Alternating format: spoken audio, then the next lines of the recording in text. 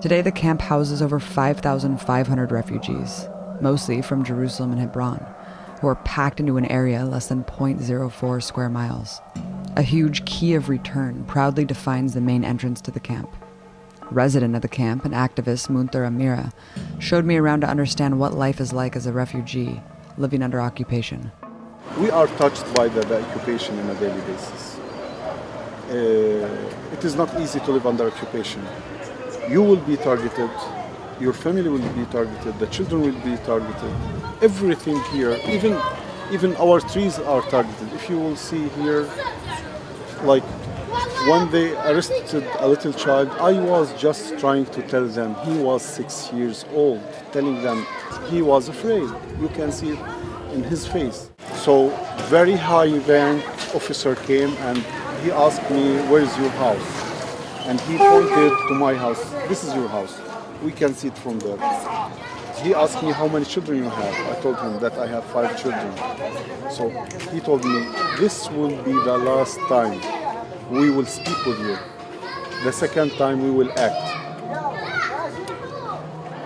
For me, maybe for the first day, the second day, the third day, I spent like 1 week just thinking, yes, I am going through this struggle. But what about my children, my wife? Because they targeted my house before and my roof was burned off. But if they will target my children, what can I do for them? Mm-hmm. So trying to threat the children, their parents, the message was clear. Or to live here as a slave and to shut your mouth and not to speak about anything, the shortage of water, killing people, confiscating your land, demolishing your houses, or to leave this area. That's it. I think that they want to kill any kind of hope, any kind of life here, killing Abdurrahman. Before 9-10 months, Abdurrahman was playing here like any other kids. He was playing here. Abdurrahman was dressing his uniform, his school uniform. He was carrying his bag and he was playing here, just right here. He got a bullet from the other side of the camp, from that military basement. The bullet came just into his heart and he was killed. I think it was a message for us. They can kill anyone close to the area, but they pick Abdurrahman. He was 13 years old. He was very, very small. And they just killed him to send a message, you don't have even the right to dream, or the right to play, the right to move, any human rights that you can imagine. So we will continue our life, we will continue our struggle. If not because of our rights, because of Abdurrahman. Let's go. Wherever you go in the camp, you're in the shadow of a 30-foot concrete wall, segmented by towers.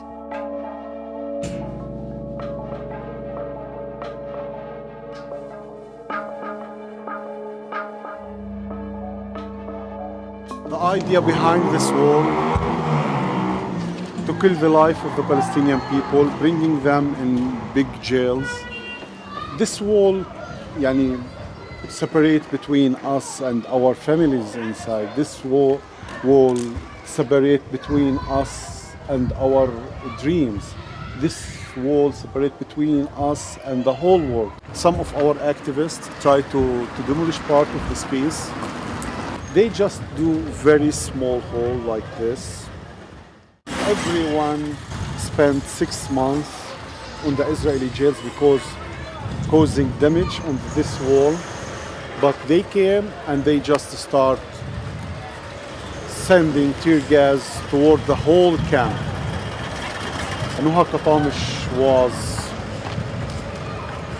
42 years old, but she was sick. she was very heavy. 7 tear gas came into her house, and she tried to move. She couldn't because of the gas. She could not even take her breath, and she fell down, and she died.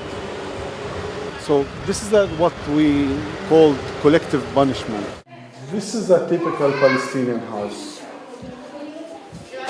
If we would count, we would have so many people here, more than 70 people. But if we came to the roots, the grandfather and the grandmother used to live in a tent here. Abu Sharif and Bil Sharif. They lived for so many years in the tent here until the UNRWA came and started building shelters. Shelters is a concrete houses here. After that, it started being, the space was so small. So they start building, grew the first floor. Their children came and built another 2 floors. Their grandchildren start building another floor till they reach the 5th floor now with more than 70 people. 8 of its residents, they paid more than 24 years on the Israeli jails resisting the wall, building the wall. And it was so easy because it's very close to the wall. If someone threw stones toward the Israeli jeep, they will run here and they will take someone. Even if he did nothing, they will just arrest him. From the home's rooftop, you can see the true dominance of the wall. A massive expanse of green space is the precious restricted area. An Israeli settlement looms beyond the fortification.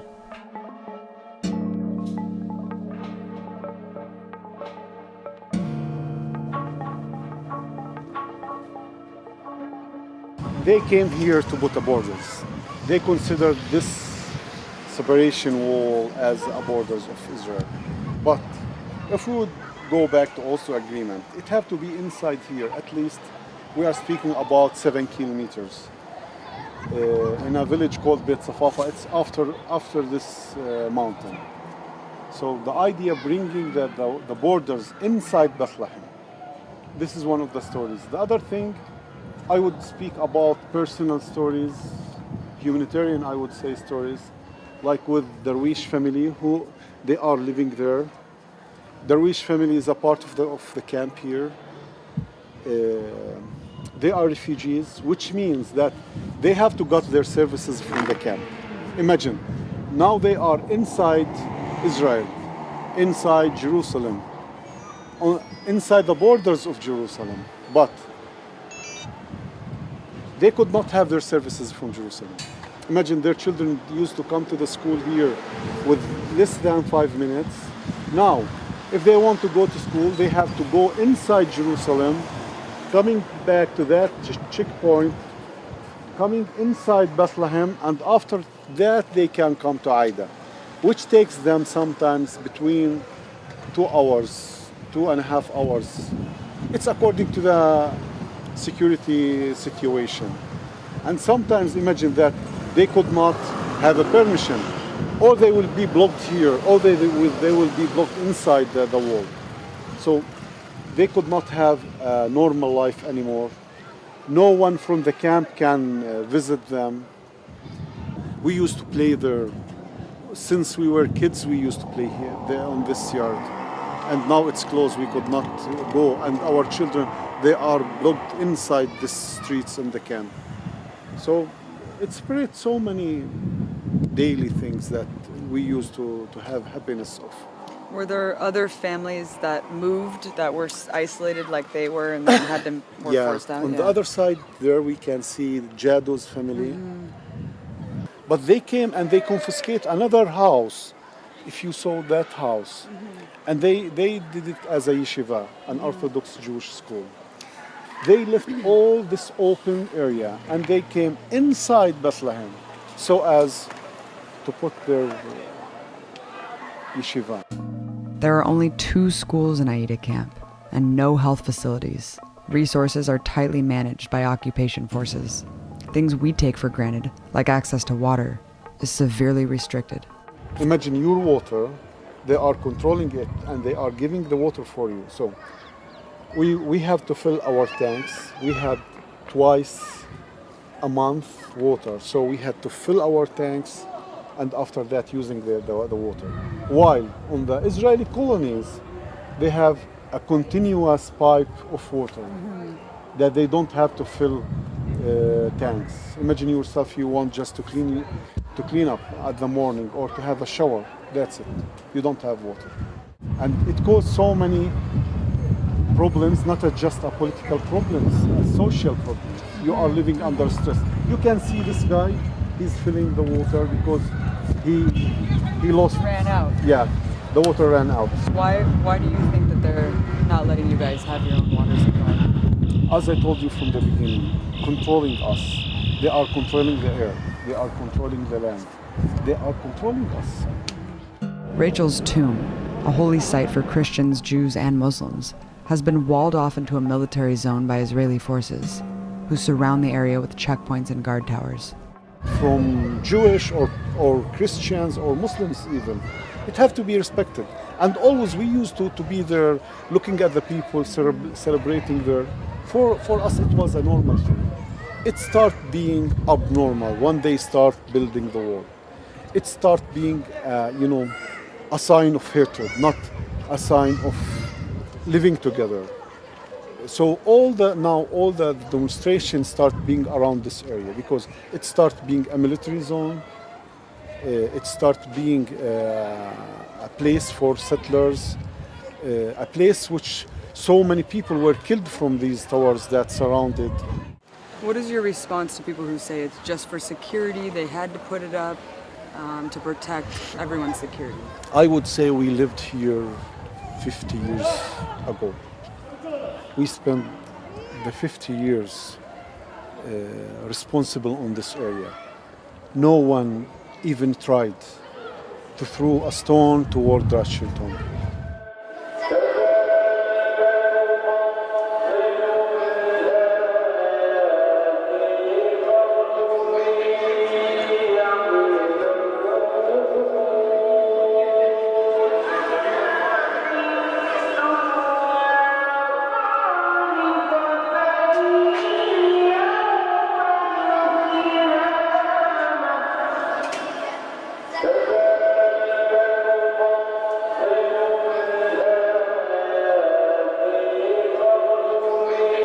So this structure is the shelters that we spoke about before. The shelters that the UNRWA started building since the 50s, after 1956.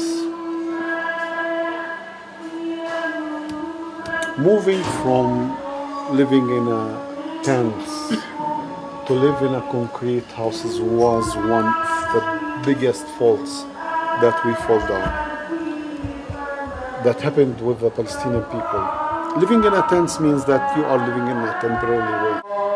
When you say that this was one of the worst things that Palestinians could do, is it because partly that the world stopped seeing you guys as refugees once you had a concrete shelter? Yes, it is one of the bad decisions that we accept living in these concrete houses, because on a tent you would continue always putting pressure so as to return back. Now, yes, we are putting pressure, but the people who are looking, they will say, yes, they are living a good life. Living 70 years under the occupation and 70 years as a refugee. And the refugee issues is not just living in a tent, being far away from the place that you belong for. It's very hard to translate, but my mother used to sing for my village Diraban. When she was singing for Diraban, she used to cry. Even for me, I start crying for Diraban. Even I did not live there, but I feel something inside me that, take me there. That I don't belong for here. I belong for their Diraban.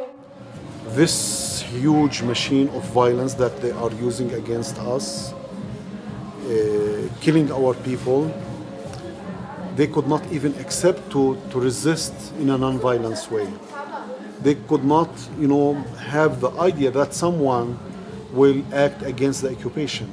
They don't want you to act in any way, peacefully, non-violence, unarmed, armed, anything. So even the non-violence way that we are using, they could not accept it. Because of that, they are putting pressure on us. On the other side, even with our people, when you are trying to convince them to go in a non-violent way, looking at the atmosphere around, it's very hard that they are killing us on a daily basis. In Gaza, 2014, they killed more than 2,500 people. Even by the beginning of October till now, they killed more than 200 young people in the West Bank. So even our people start looking at us, what you are doing. The Israeli forces have tried to strangle every means the people have to protest. But in Munther's camp, and in all of the 19 refugee camps in the West Bank, they have no choice but to resist the occupation and the imperial forces behind it. What's happening here, I will not speak just about Palestine in the Middle East. Everyone wants to control this area. We have very bad people who are representing Islam through ISIS or through all these people. And on the other side, we have the American policies that brought these people to the top of the political life in the Middle East. The message of Islam, like the message of Christianity, it is a message of peace. It have to be a message of peace. This is my understanding of religion, of any religion, Islam, Judaism, and Christianity. This is the message of religion. And from the other side, the political message from any government, if they want to participate, to have peace, not on this way, not to control the resources of the people, not to control the freedom of the people. The support of the American government, Israel, by its resources, they could not build this huge wall without the donation of the Americans, of the American government. They could not build, not the settlements and not this separation wall, which killed the Palestinian life. Why do you think it is that only 15% of Americans sympathize with this plight? I mean, it's so obvious being here what the reality really is, but yet Americans have no idea. It looks like that there is a war between civilized people and uncivilized people. It's not true. This is the idea that it's not a war between Muslims and Jewish, or between civilized people and uncivilized people. This war is between occupation and occupiers. We were occupied here. This is the thing, and we are fighting for our freedom. This is an illegal occupation under international law, and these refugees have the absolute right to return. But Israel's hyper-militarized subjugation of refugees that have next to nothing except the stones they sometimes throw reveals something very telling. That Israel is absolutely terrified of their plight being heard by the world. Here in this biblical land, a real story of David and Goliath can be found, where the Palestinian people, however outmatched by might, can defeat this giant.